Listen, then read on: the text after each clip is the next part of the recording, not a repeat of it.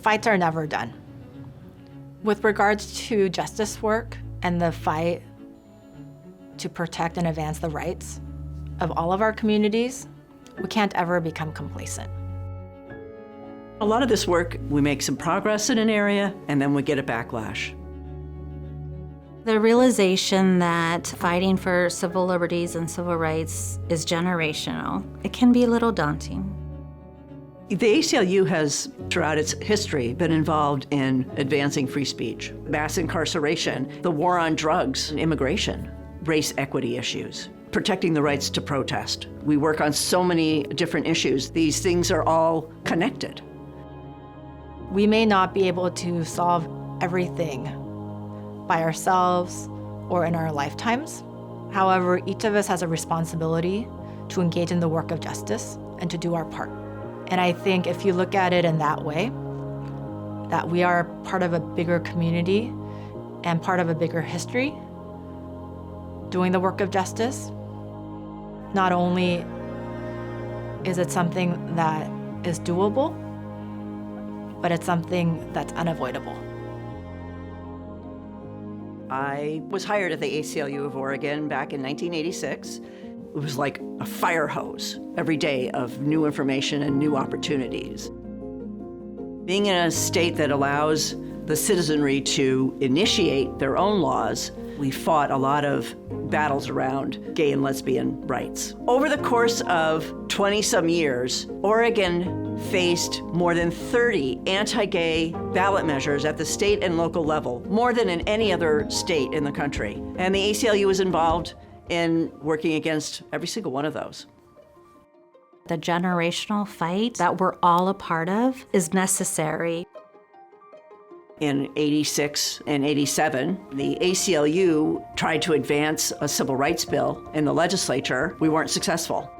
In late 1987, Neil Goldschmidt signed an executive order that prohibited discrimination on the basis of sexual orientation. The Oregon Citizens Alliance used this opportunity of the executive order to put an initiative on the ballot that would repeal that executive order and then also bake discrimination based on sexual orientation into state law. A lot of people just thought, oh, that's not going to pass. But it did, and ACLU immediately launched a lawsuit to challenge it. And this one took years.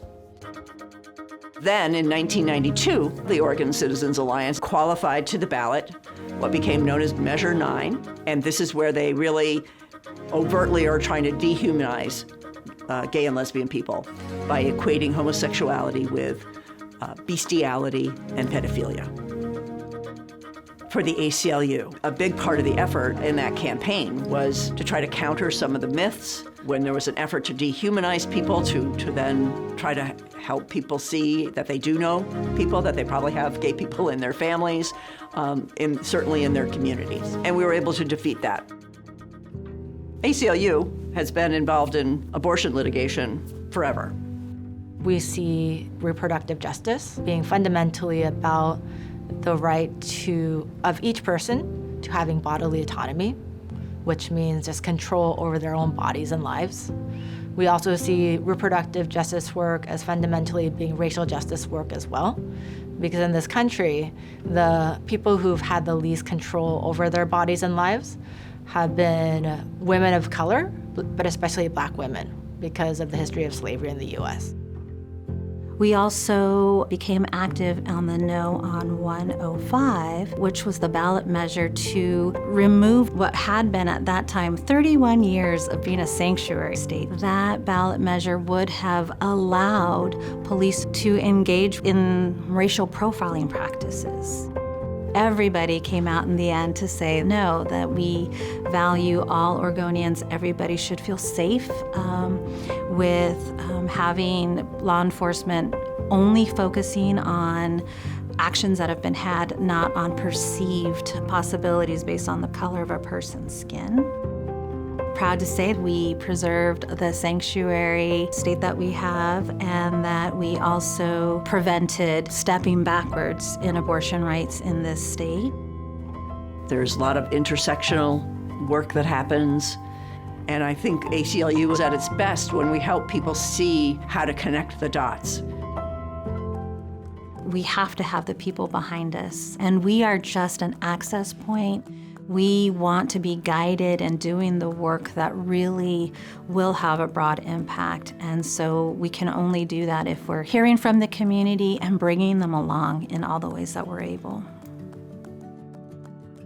We have to do this better. We have to do this in a more inclusive way. And that's what the ACLU tries to do. It's willing to use the processes that we have to make our democracy better.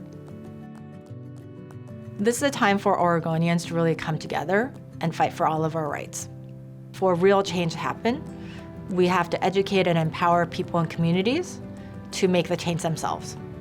We can definitely help and support with tools like the legal system, the political system, and so on.